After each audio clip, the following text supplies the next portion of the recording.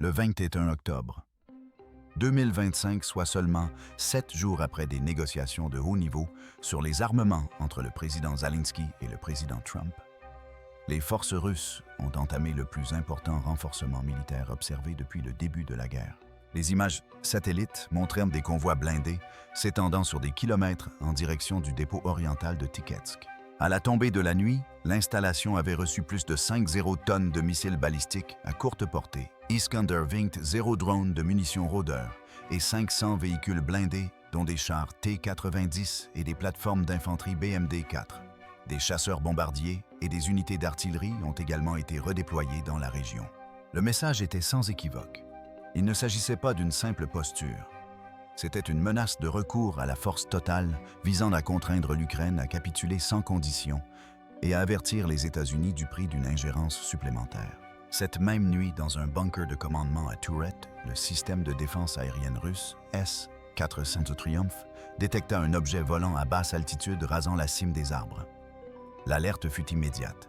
En quelques secondes, un missile d'une valeur de 3 millions de dollars fut allumé et fendit le ciel atteignant sa cible avec une précision chirurgicale. L'impact a réduit le drone à un amas de débris enflammés dans le bassin du fleuve Kuban. L'équipage russe à bord a éclaté en applaudissements confiants. Ils croyaient avoir intercepté une sonde ukrainienne. Ce qu'ils ignoraient, c'est que l'explosion masquait quelque chose de bien plus dangereux. Le grondement du S-400 était devenu un camouflage acoustique et au plus profond des marais à l'est de Tiketsk, une unité des forces spéciales ukrainiennes de 12 hommes avait déjà franchi le seuil traînant derrière elle un système d'armes relié par un câble qui allait changer toute la nature du conflit. Ce qu'il transportait n'était pas un missile. C'était un protocole fantôme, une plateforme câblée silencieuse disparue depuis 2022. Une technologie qui ne diffusait pas, n'émettait pas et ne pouvait être interceptée. Cette unité s'appelait Phantom 12. Officiellement, elle n'a jamais existé. Même dans les archives militaires ukrainiennes, elle était considérée comme inactive. Mais cette nuit-là, dans les vasières et les zones humides bordant le fleuve Kuban, 12 hommes déchargeaient silencieusement leur équipement de radeau en fibre de carbone à peine plus lourd que des vélos. Chaque objet avait une utilité, chaque gramme comptait. Leur équipement combinait guerre électronique, navigation furtive et précision destructrice. Chaque opérateur transportait un drone FPV Alpha, un drone de frappe à courte portée, doté d'une hélice silencieuse personnalisée d'un boîtier en graphite de carbone et d'une liaison de commande par fibre optique reliée par un câble s'étendant sur 5 m derrière lui. Il n'y avait ni signaux sans fil ni fréquence radio. L'ensemble du système fonctionnait grâce à un contrôle matériel silencieux impossible à intercepter ou à brouiller. Chaque drone était également équipé d'un algorithme de l'heure, un module de brouillage radar, basé sur l'IA, capable de diffuser des centaines de faux signaux de retour sur plusieurs bandes de fréquences. Sur les radars russes, un seul drone FPV Alpha apparaissait comme une formation de plusieurs dizaines. Ces drones fantômes n'ont pas seulement trompé l'effet des Doppler, ils l'ont complètement dépassé. Une seconde unité de tir appuyait l'équipe de drones. Ces hommes étaient équipés de missiles anti-chars Javelin Mark à profil d'attaque, descendant dotés d'ogives en tandem conçus pour perforer le béton armé. Chaque missile était préchargé avec une trajectoire GPS liée à des balises miniatures de type Black Point, plus petites qu'une carte à jouer, déployées autour du périmètre extérieur du dépôt quelques heures auparavant. La troisième unité était responsable des balises et de la surveillance. Leur mission était d'opérer en silence, remodeler le champ de bataille avec une logique positionnelle que les Russes ne pouvaient ni voir ni suivre. À 3h0 précise du matin. La première phase commença. Un drone FPV Alpha émergea de la boue. Ses hélices fendaient dans l'air à bas régime. Il rasa la surface de la rivière à 1,5 m d'altitude, diffusant de fausses données télémétriques à chaque nœud. Sur le réseau radar russe, le nombre de drones augmenta rapidement. D'un seul appareil, on en comptait 20. Quelques instants plus tard, un deuxième drone apparut, puis un troisième. Les équipes russes en charge des batteries S-400 déclenchèrent une alerte d'urgence. Un essaim de drones menaçants semblait fondre sur Tiketsk depuis la vallée du fleuve. Le commandant donna l'ordre sans délai, engager toutes les cibles aériennes. 6 missiles solaires furent lancés en succession rapide. Chaque intercepteur S-400 coûtait plus de 3 millions de dollars. Chacun était conçu pour détruire des missiles de croisière et des chasseurs de 5e génération. Au lieu de cela, ils détruisirent du vide. La première vague de drones FPV s'était déjà écrasée dans les zones humides après avoir épuisé ses leurs. Mais leur sacrifice avait déclenché une panique coûteuse. En moins de 90 secondes, la Russie avait dépensé 18 millions de dollars pour tirer sur des hologrammes. C'était un échange parfait. Pendant que le S-400 se rechargeait et que le radar russe se recalibrait, l'unité Phantom 12 se repositionnait. La deuxième vague de drones commençait à se déployer. Pendant ce temps, l'équipe de balisage activait une autre couche de leurre. Ils ont placé 3 balises le long du périmètre nord du dépôt, chacune programmée pour simuler des signatures thermiques et électromagnétiques correspondant à celles d'un essaim de drone. Lorsque le système S-400 s'est remis en service, il a détecté 3 nouvelles cibles. Des missiles ont été tirés à nouveau et 9 millions de dollars supplémentaires ont été perdus. À 3h10 du matin, la Russie avait lancé 9 missiles sans rien détruire. La seule trace matérielle de l'attaque était un minuscule brin de fibre optique de 9 mm de diamètre enfoui dans la boue. Cela a suffi. Une patrouille de Spetsnaz russe l'a découvert. Suivant la ligne, ils progressèrent à travers le marais en direction de la source. Ils se trouvaient à 150 mètres de là lorsqu'une fusée éclairante explosa au-dessus d'eux, projetant une lueur verte et froide sur la tourbière. Les chasseurs étaient repérés. Les opérateurs réagirent instantanément. Ils ont d'abord utilisé une bonbonne fumigène qui absorbait la chaleur et diffusait les infrarouges. Ensuite, ils ont laissé tomber un câble leurre dans une flaque de boue pour attirer l'attention. Troisièmement, ils ont déclenché l'autodestruction d'un drone FPV de secours. L'explosion a retenti comme un coup de fusil désorientant la patrouille et détruisant leur caméra thermique. Les Russes ont plongé droit dans un gouffre.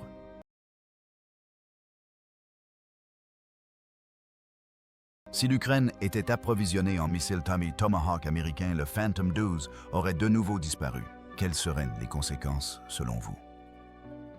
Cela modifierait-il l'équilibre des forces en leur faveur ou plongerait-il le conflit dans une situation encore plus périlleuse?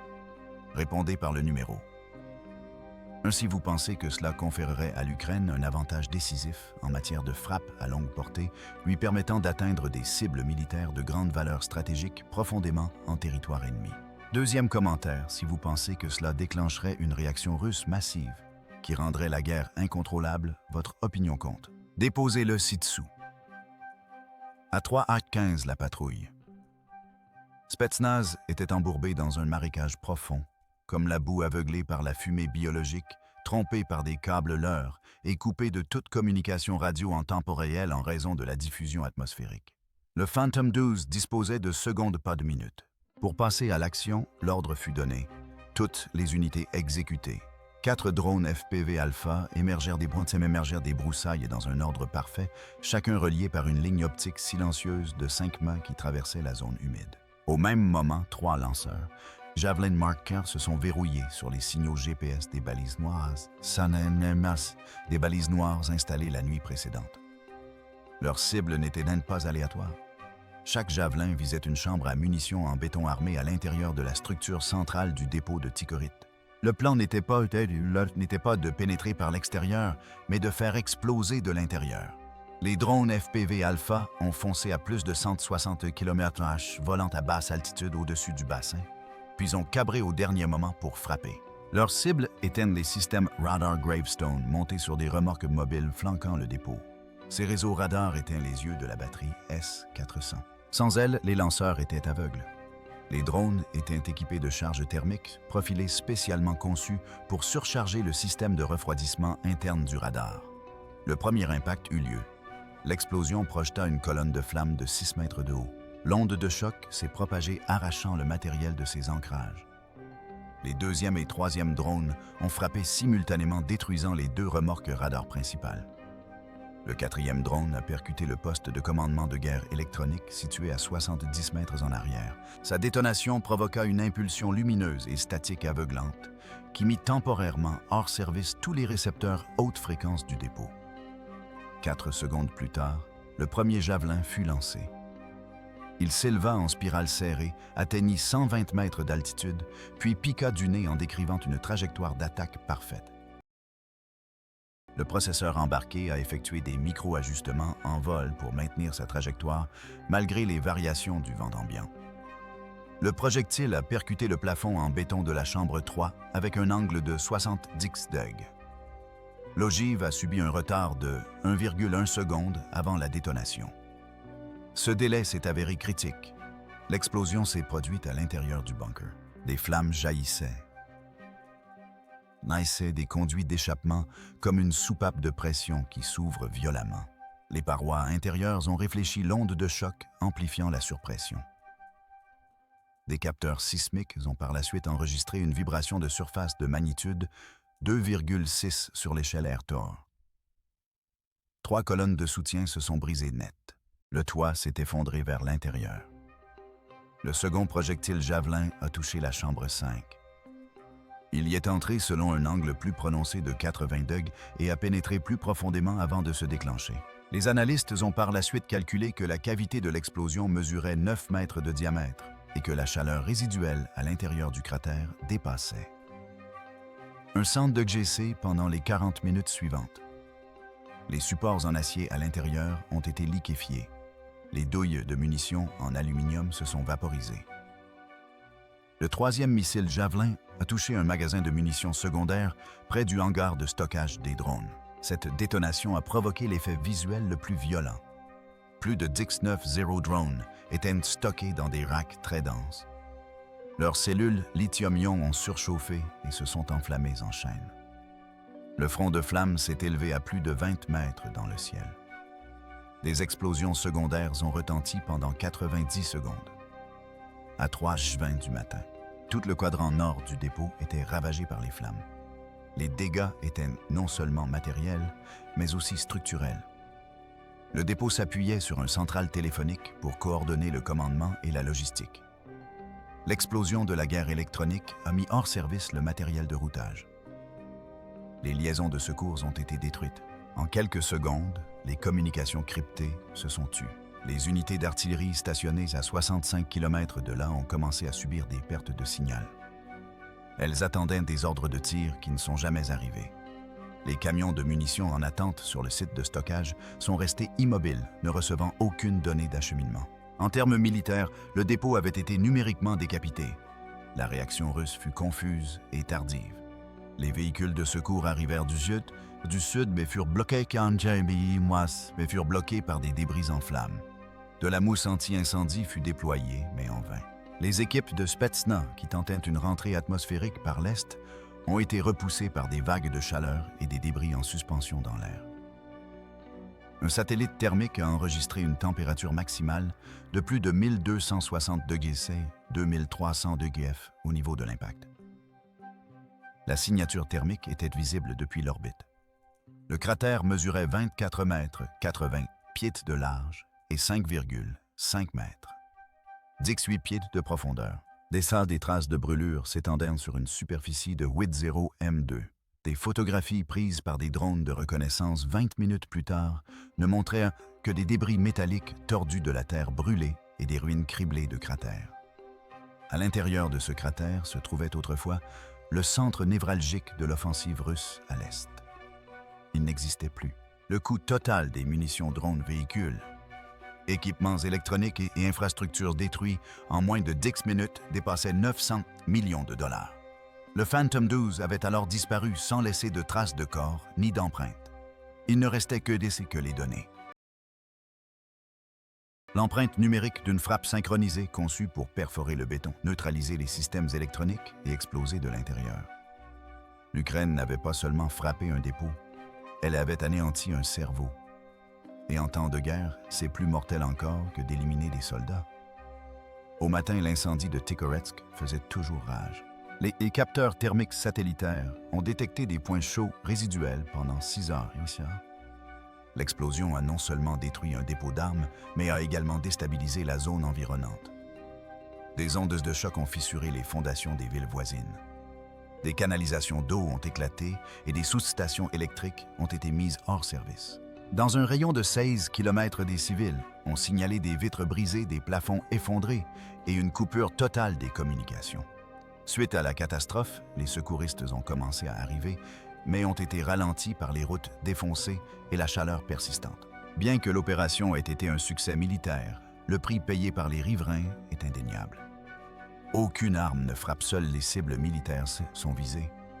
L'onde de choc ne fait aucune distinction entre un râtelier à munitions et une maison familiale. L'Ukraine avait obtenu un effet de surprise tactique et un avantage stratégique, mais la guerre n'est jamais unidimensionnelle. Ce qui s'est passé à Tikhorit nous a rappelé que la précision moderne a des conséquences humaines. La véritable victoire ne résidera pas dans les cratères ou les systèmes détruits. Elle aura lieu le jour où de telles opérations ne seront plus nécessaires. D'ici là, le monde doit choisir le type de paix qu'il est prêt à bâtir, une paix façonnée par l'escalade ou une paix fondée sur la responsabilité. Et ce choix ne se fait pas sur un champ de bataille, mais dans l'esprit de ceux qui regardent. Si cette vidéo vous a plu, n'hésitez pas à la liker et à vous abonner pour ne pas manquer notre prochaine analyse approfondie du champ de bataille. À bientôt pour la prochaine mission.